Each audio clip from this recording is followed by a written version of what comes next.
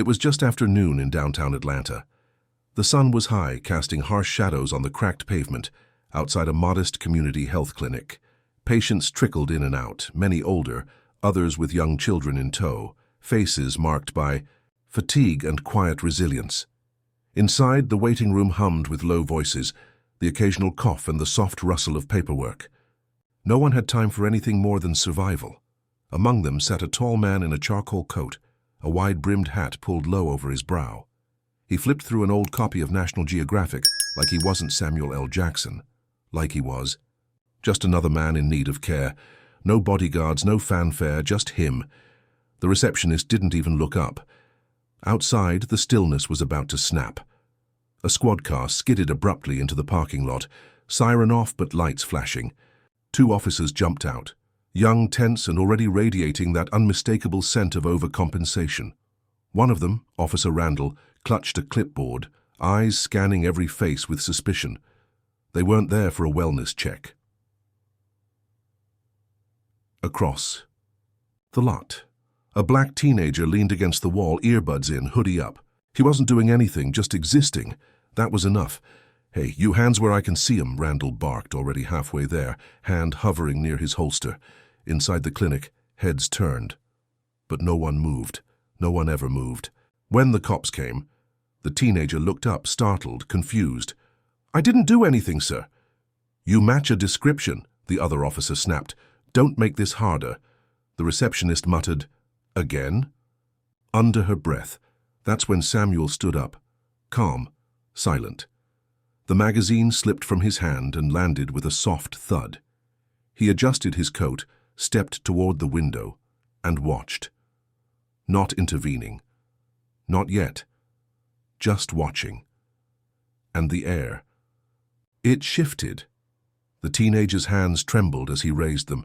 His backpack slid off one shoulder and hit the ground. Officer Randall flinched like it was a weapon. "Get on your knees, now!" A ripple of unease spread across the parking lot. A mother pulled her child closer.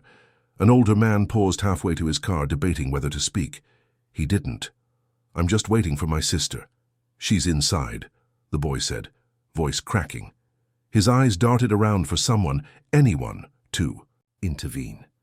But this was a story written too many times before. Most knew the ending. And they didn't want to be part of it. Randall pushed the boy down, his knee pressing into his back. The other officer began rifling through the backpack. Nothing but a notebook, a sandwich, and a cracked phone. Inside the clinic, someone stood. A nurse by the door looked at Samuel L. Jackson, eyes wide, recognizing him, but unsure what he'd do. Samuel didn't move fast. He moved intentionally. Coat unbuttoned, he walked outside like he was stepping onto a stage. The sun caught his face now. No hiding, Randall didn't look up. "Back inside, sir. We're handling a situation." Samuel stopped, voice low but heavy. "No, what you're doing is creating one." Randall's partner looked up. "Sir, please, return inside. This doesn't concern you." Samuel's eyes narrowed. "When you humiliate a kid on public pavement without cause, it concerns me. Hell, it should concern everybody." The boy whimpered.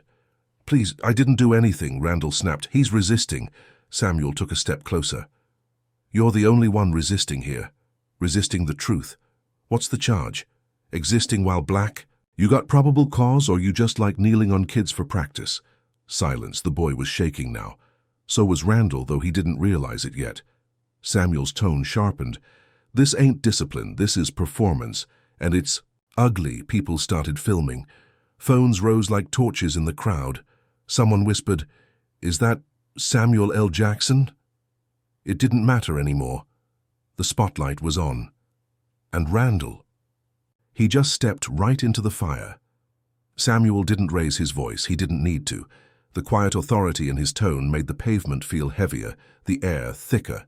Officer Randall was still caught between arrogance and fear. He just hadn't figured out which one would win yet. "I asked you a question," Samuel said, voice slow as thunder on the horizon. "What's the charge?" The partner hesitated. "He matched a call about a shoplifter at the pharmacy, dark hoodie, that's it." Samuel raised an eyebrow. "That's all it takes? Dark hoodie? You got the receipt for that injustice, or—" You just running a clearance sale on dignity today?" The boy whimpered again, head pressed to the concrete. Samuel crouched down beside him, not touching, just grounding his presence there like a shield. His voice softened. "Son, what's your name?" "Jaden," the boy stammered. "I swear I was just waiting on my sister.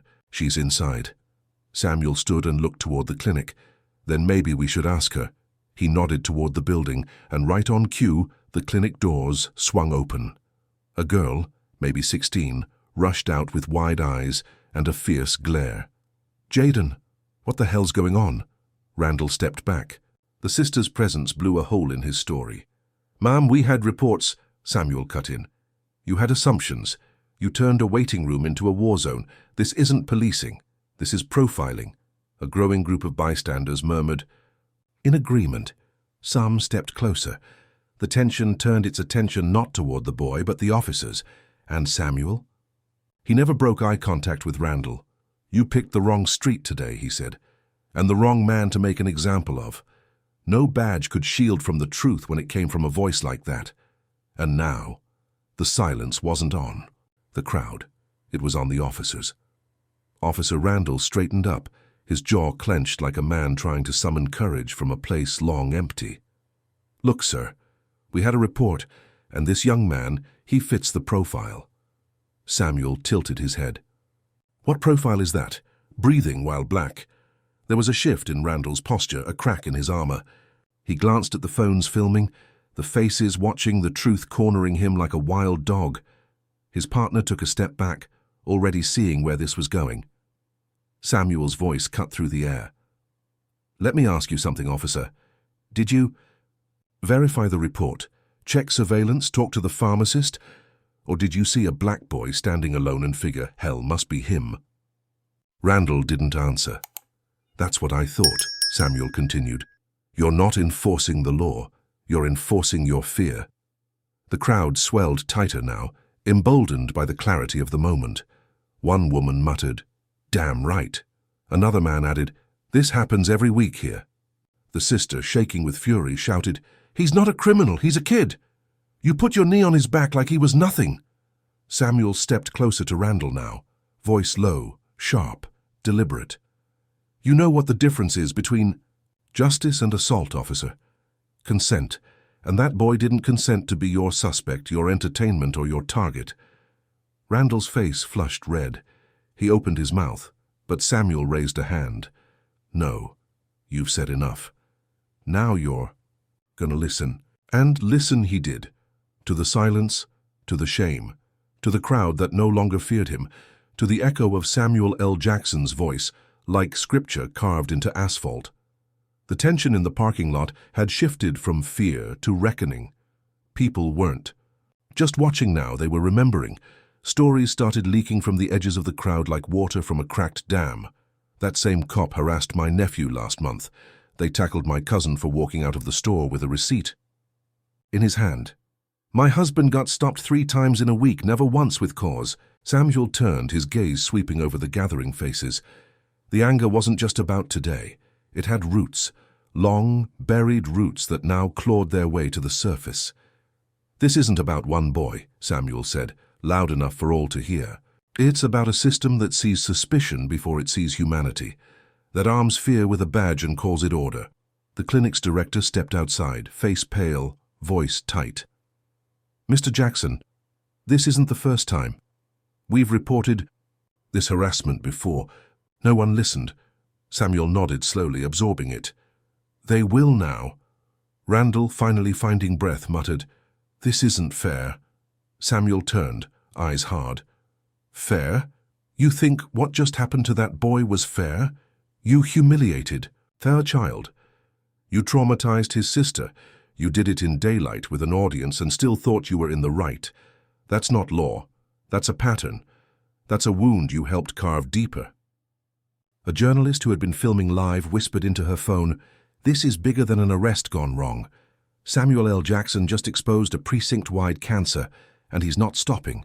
And he wasn't, because in this moment, Samuel wasn't just defending Jaden. He was confronting a system that had made kids like him pray for far too long. The silence didn't last long. It never does when power feels threatened. Officer Randall tried to reassert control. "Look, we had a procedure. There are protocols." "Which you broke," Samuel interrupted, turning to face the gathering. "Storm, on camera, in front of witnesses, this isn't a misunderstanding, it's misconduct." And then came the sound no officer wants to hear when they know they've gone too far, the buzz of a precinct radio crackling to life. The captain's voice came through. "Officers on scene, stand down, return to the vehicle, now." Randall's face went pale. "Captain, now."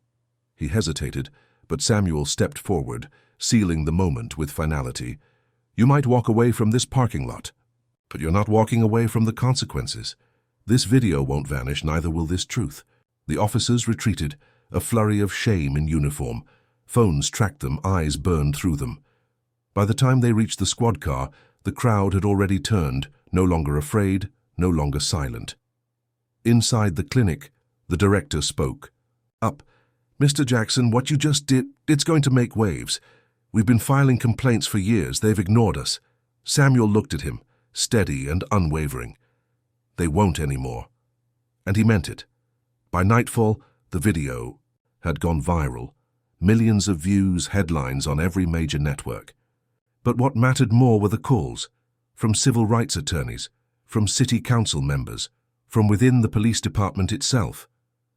A formal investigation into Officer Randall was launched within hours, but it didn't stop there. Whistleblowers stepped forward. Old cases reopened, patterns unearthed.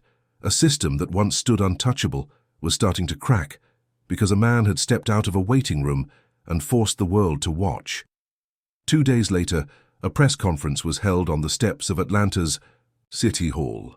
Microphones crowded the podium like vultures, but the man who stepped up wasn't there to perform. Samuel L. Jackson wore no suit, just a simple black coat and the same wide-brimmed hat he wore that day outside the clinic. He didn't speak right away. He looked out at the sea of cameras, the rows of community leaders, and the small faces pressed against the barriers. People who finally felt seen. "I'm not here as an actor," he began. "I'm here as a witness." He laid it out.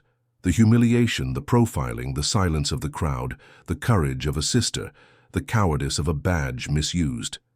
Then he did something no one expected. He stepped aside and let Jaden speak, the boy's voice shook at first, but steadied as he looked into the crowd. "I didn't think anyone would help me.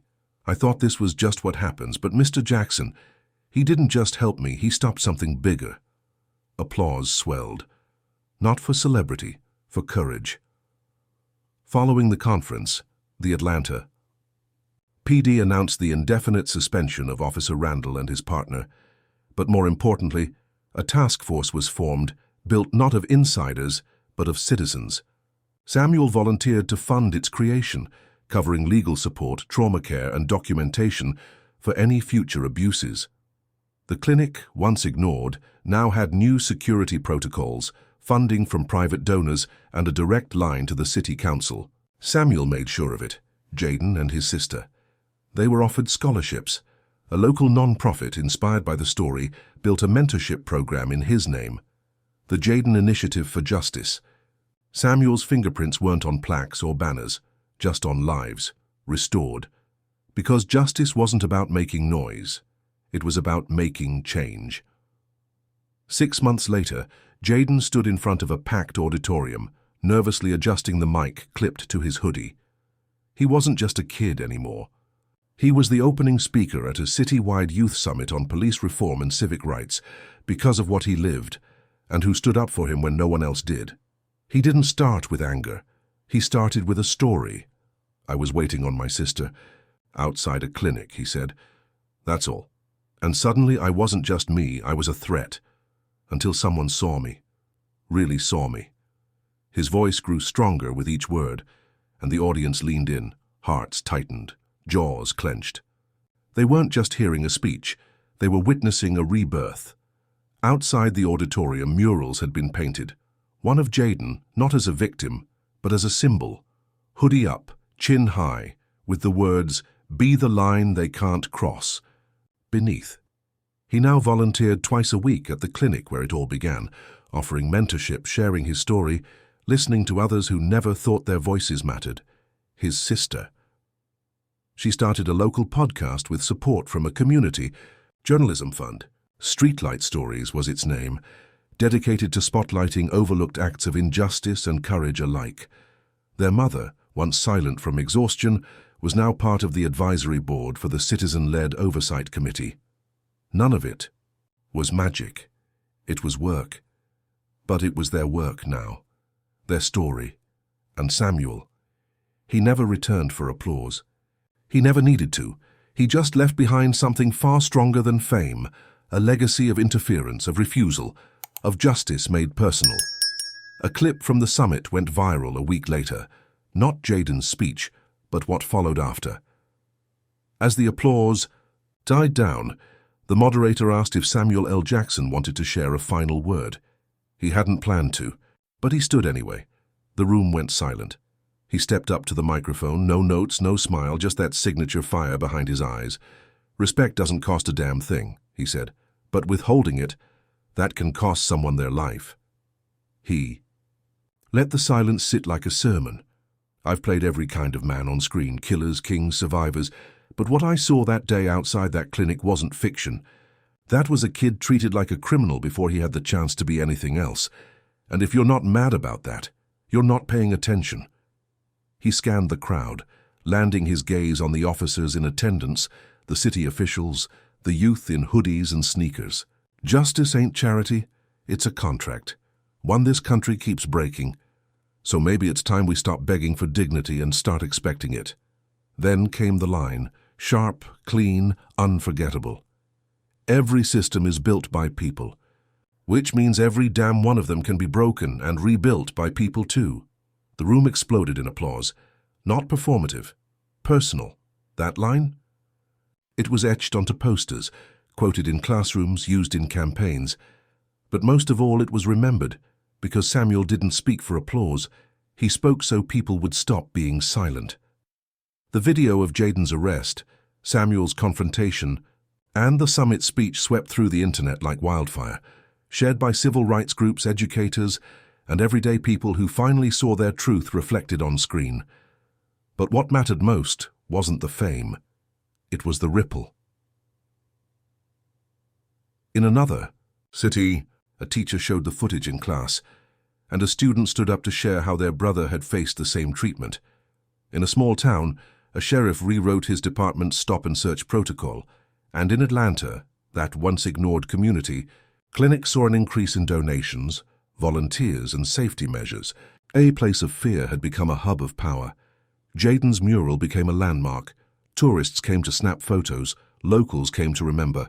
A plaque beneath it read, "Not just a moment, a mirror, a movement." As for Samuel, he never took credit. He just kept showing up in different towns behind different causes, wherever silence tried to become law. Because that's what he did. He watched. He stepped in. He changed things. The video? It remains one of the most watched justice encounters on YouTube.